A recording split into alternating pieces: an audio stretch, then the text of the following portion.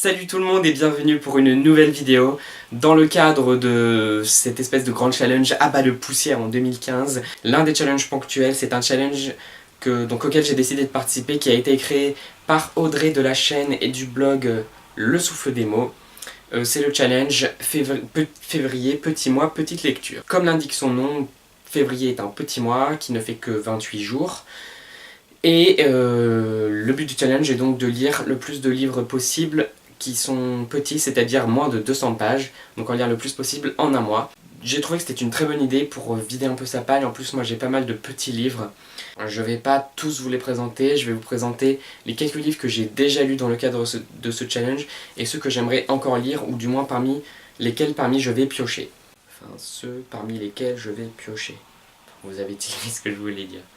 J'ai déjà lu Si j'étais un rêve de Charlotte Bousquet, paru dans la collection Tribal de Flammarion, un très beau, très fort et très surprenant roman. Caprice c'est fini de Pierre Dely, je sais pas trop comment on se dit, chez Didier Jeunesse.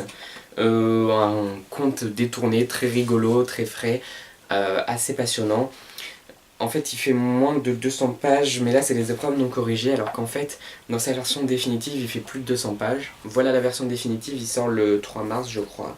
Et en vrai, il fait presque 300 pages, mais c'est parce que du coup, c'est écrit plus gros, il y a les mages, et en plus, il y a des illustrations de Albertine.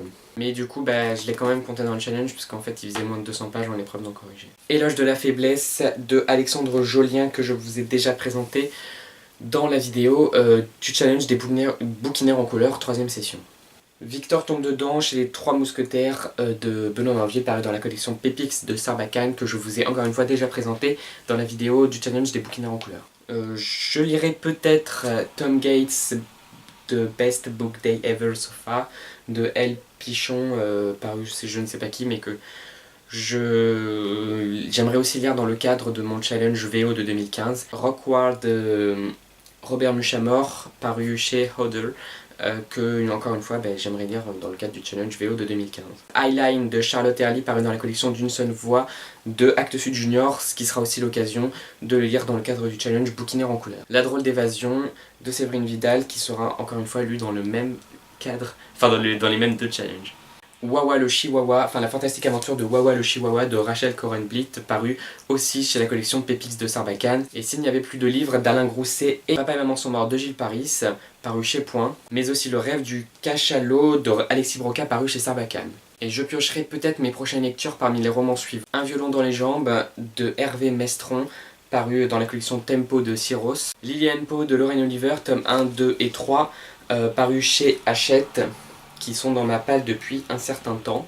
Une sonate pour Rudy de Claire Gratias, paru dans la collection Rat Noir de Syros. Voix interdite de Anne Vental, paru chez Actes Sud Junior. Le royaume des cercueils suspendus de Florence Aubry, paru dans la collection Épique de Rouergue. Une étoile dans le cœur de Louis Antayana et Moi et la mère de Wedel de Arnaud Tiercelin, paru tous les deux dans la collection Doado du Rouergue.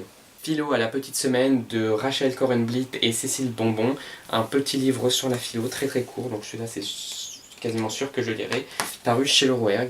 La Pouilleuse de Clémentine Beauvais, paru chez Sarbacane. Tambour dans la nuit, une nouvelle de Victor Dixon que j'avais commencé et malheureusement pas fini, paru chez Novella, non, enfin paru à l'occasion des Imaginales l'année dernière, avant, qui est un préquel, non ça doit être il y a 2 ans, qui est un préquel à Animal. Là où naissent les nuages de Anne-Lise Heurtier, paru chez Casterman. Indomptable de Philippe Arnaud, paru chez Sarbacane dans la collection Exprime. L'autre moitié de moi-même de Anne-Laure Bondou, paru chez Bayard. Et Je sais que je ne suis pas seul de Alexis Broca, paru dans la collection Exprime de Sarbacane. Il y a encore pas mal de romans courts que je pourrais lire dans le cadre de ce challenge, mais déjà si j'arrive à lire tout ça, ce qui m'étonnerait, ce serait un pari réussi haut la main, mais je pense pas que ce sera le cas. Mais il y a déjà beaucoup, donc je pense que les autres livres je vais les laisser de côté et je vous les présenterai pas. Et pour ne pas non plus allonger trop la vidéo, je vous souhaite de bonnes lectures et je vous dis à très très bientôt sur le blog ou sur la chaîne YouTube ou sur les réseaux sociaux, mais je vais pas non plus allonger la liste. Salut!